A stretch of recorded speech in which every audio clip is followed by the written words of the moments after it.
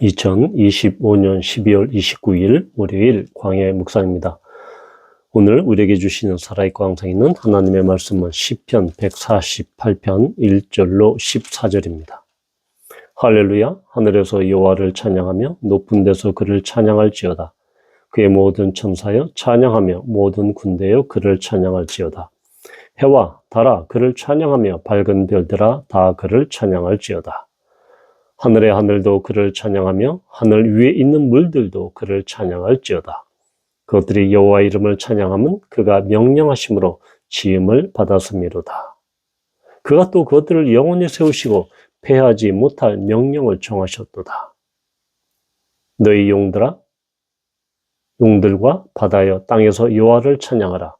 불과 우박과 눈과 안개와 그의 말씀을 따르는 광풍이며 산들과 모든 작은 산과 과수와 모든 백향목이며 짐승과 모든 가축과 기는 것과 나는 새며 세상의 왕들과 모든 백성들과 고관들과 땅의 모든 재판관들이며 총각과 처녀와 노인과 아이들아 여호와 이름을 찬양할지어다. 그의 이름이 홀로 높으시며 그의 영광이 땅과 하늘 위에 뛰어나심이로다. 그가 그의 백성의 부를 높이셨으니 그는 모든 성도 곧 그를 가까이 하는 백성 이스라엘 자손의 찬양받을 이시로다. 할렐루야. 시편 148편은 146편부터 150편에 이르는 이 할렐루야 시편에 해당이 됩니다. 146편이 한 개인의 찬양으로 시작이 되었다면 147편은 이스라엘 유대 공동체의 공동체적인 찬양. 이제 148편은 한 개인 공동체를 뛰어넘어서 온 우주에 퍼지는 하나님의 찬양을 이야기합니다. 즉 148편에는 이 하늘에서의 찬양, 하늘에 있는 대상들에 대한 찬양, 그리고 이 바다에 있는 여러 피조물들에 대한 찬양, 그리고 땅에 있는 모든 피조물과 사람들에게 찬양할 것을 권면하는, 그렇게 명령하는 찬양으로 되어 있습니다. 우리는 148편이 단순히 하늘과 땅과 또한 바다에 있는 모든 피조물들과 인간들이 하나님을 찬양하라, 찬양으로 초청하는 그러한 매우 로맨틱하고 어찌 보면 아름다운 찬양으로 인식할 수 있습니다. 그런데 이 이야기를 이 시를 자세히 들여다보면 그러한 찬양의 초청, 하나님의 창조주 되심과 하나님의 일하심에 대한 찬양과 영광과 존귀를 넘어서 이 시에는 속에 있는 대단한 역전과 또한 반전이 있습니다. 먼저 3절 보면 해, 달, 별 이것들에 대해서 찬양할지어다 라고 찬양을 명령하고 있습니다. 우리는 해와 달, 별, 고대 중근동에서 이러한 일월성신에 대한 숭배가 있다라는 것을 우리는 잘 알고 있습니다. 이것은 비단 고대 근동뿐만 아니라 동양에서도, 그리고 이러한 일월 성신에 대한 숭배는 동서양을 막론하고 복음을 막론하고 일반적으로 흔히 있는 그러한 정서죠.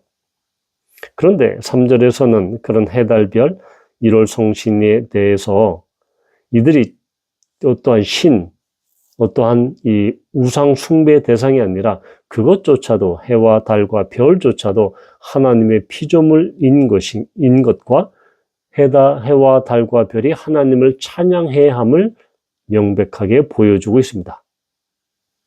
즉 당시 고대 중근동에 그러한 일월 성신에 대한 팽배에 있었던 일반적이었던 일월 성신 숭배를 완전히 이것을 역전시키고 완전히 변혁시키는 그러한 세계관의 반전이 일어난 것이죠. 해와 달과 별은 숭배하고 우상 숭배하고 경배해야 할 그러한 대상이 아니라 그것조차도 바로 5절에 나와 있는 것처럼 여호와의 이름을 찬양하면 그가 명령하심으로 지음을 받았음이로다. 해와 달과 별들을 완전히 하나님의 창조물로 격화시킵니다.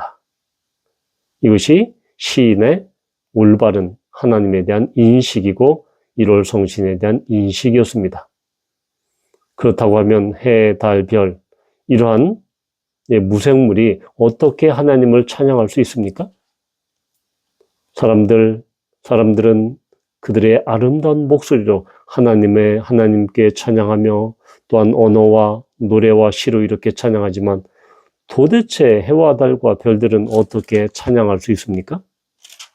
여기서 우리는 바로 하나님께서 명령을 정하셨는데, 즉 해와 달과 별이 그들의 자리에서 빛을 내고 또한 공정과 자전을 하고 그렇게 운행하는 것, 그것 자체가 바로 그것으로 하나님을 찬양하는 것, 즉 피조물로서 피조된 그러한 이 우주적 공간에서 그 역할을 다하는 것, 하나님의 법칙과 명령에 따라서 그렇게 수행하는 것, 바로 그것이 찬양하는 것이다 라는 것을 우리는 볼 수 있습니다. 또 하나 7절에 보면 용들과 바다여 땅에서 여호와를 찬양하라. 용, 바다, 바로 이러한 이 고대 중근동에서 이러한 용과 바다에 대한 이 개념은, 인식은 어땠습니까? 바로 바다는 죽음과 혼돈의 세계였죠. 또한 용은 그러한 바다 깊은 곳에서 그러한 이 악의 상징으로, 또한 혼돈과 혼란의 상징으로 이렇게 하나님을 대적하는 그러한 대적자로서 나타나고 있습니다. 자, 그런데 이러한 고대 중근동의 이 세계관과 어떠한 문화적인 개념을 완전히 뒤엎습니다. 용과 바다도 하나님의 어떠한 피조, 하나님께서 다스리고 하나님의 그러한 주권하에 있는 그러한 대상으로 인식합니다. 그래서 그들을 하나님을 찬양하는, 여호와를 찬양하는 그런 명령을 받게 된 것입니다. 따라서 우리는 이러한 이 당시의 세계관과 문화관, 그런 일반적인 인식을 완전히 뒤엎어버리는 찬양으로 초대하고 있다는 것이죠. 또한 11절에 보면 세상의 왕들과 백성과 고관과 땅의 모든 재판관들, 이들뿐만 아니라 총각, 처녀, 노인, 아이 할 거 없이 하나님의 여호와 이름을 찬양하라라고 찬양을 명령하고 있습니다. 바로 여기에는 이 시인의 놀라운 통찰력이 포함되어 있죠. 당시 페르시아 시대 때 바로 이렇게 세상의 왕들, 그 페르시아 왕뿐만 아니라 모든 이방 나라의 왕들, 고관들, 재판관들, 이들뿐만 아니라 총각과 처녀, 노인, 아이들, 이들을 다 하나의 같은 선상에서 놓습니다. 그러니 강력한 고대 그런 중근동의 패권 국가였던 페르시아 왕들조차도, 그리고 이방의 모든 강력한 왕조차도 하나님을 찬양하는 그런 대상이다. 그것은 총각, 처녀, 노인, 아이 할 것 없이 똑같다라는 것이죠. 그러니 지금 이 시편 148편이 쓰여져 있던 추정되는 이 페르시아 시대에서 페르시아의 이 왕조차도, 그 황제조차도 결국은 하나님을 찬양하는 그러한 대상이다 라고 함으로써 바로 그러한 식민지 백성으로서 이스라엘 백성이 가져야 하는 그런 하나님에 대한 유일신 사상을 완전히 드러내고 있다라는 것입니다. 또한 14절에 보면 그가 그의 백성의 뿔을 높이셨다라고 이야기합니다. 자, 뿔이다라고 하는 것은 바로 힘과 권위, 능력을 상징하죠. 그런데 이 백성의 뿔을 높이셨다라고 이야기를 하고 있는데, 이 백성의 뿔을 높이셨다라고 하는 것은 바로 시편 앞에 있는 시편 132편 17절에 보면 내가 거기서 다윗에게 뿔이 나게 할 것이라. 내가 내 기름 부은 받은 자를 위하여 등을 준비하였도다. 뿔은 금방 말씀드렸다시피 힘과 능력과 권위를 상징하죠. 즉, 이 시편의 구절의 맥락에서는 이 뿔이라는 것은 다윗 왕조에 이렇게 적용되는 그런 것이죠. 또한 이런 등이라는 것은 어떤 생명에 대한 상징, 그래서 다윗 왕조가 영속적으로 이렇게 존재한다는 것을 암시하고 있었습니다. 따라서 이 구약적인 맥락에서 이 뿔이라는 것은 이 성전의 그 제단의 뿔, 그래서 이 제사와 예배의 회복뿐만 아니라 이 뿔이라는 것은 바로 이 다윗 왕가의 어떠한 회복, 이런 것들을 이 백성의 뿔을 이야기하고 있습니다. 자, 그런데 이러한 것들, 이러한 이 뿔을 바로 우리는 이 누가복음 1장 68절에서 69절에서 찾아볼 수 있습니다. 이 67절로 79절은 이 사가랴의 찬가로 유명하죠. 바로 세례 요한의 부친 사가랴가 성령의 충만함을 받아서 예언합니다. 그러면서 69절에 우리를 위하여 구원의 뿔을 그종 다윗의 집에 일으키셨으니, 이제 사가랴는 바로 이 시편 148편에 나오는 이 백성의 뿔을, 그 뿔을 메시아로 오시는 그 그리스도에게 적용합니다.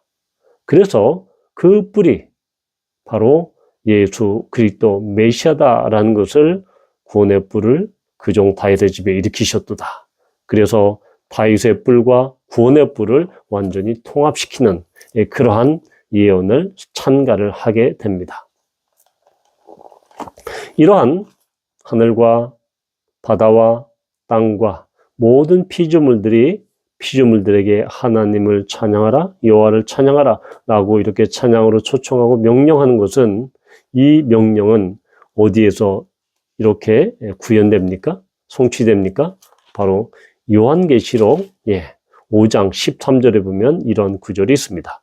내가 또 들으니 하늘 위에와 땅 위에와 땅 아래와 바다 위에와 또 그 가운데 모든 피조물이 이르되 보좌에 앉으신 이와 어린 양에게 찬송과 존귀와 영광과 권능을 세세토록 드릴지어다 하니, 바로 하늘 위, 땅 위, 땅 아래, 바다 위 모든 피조물들이 바로 보좌에 앉으신 하나님과 어린 양 예수 그리스도에게 찬양과 영광을 돌리는 이 장엄한 광경을 우리는 봅니다.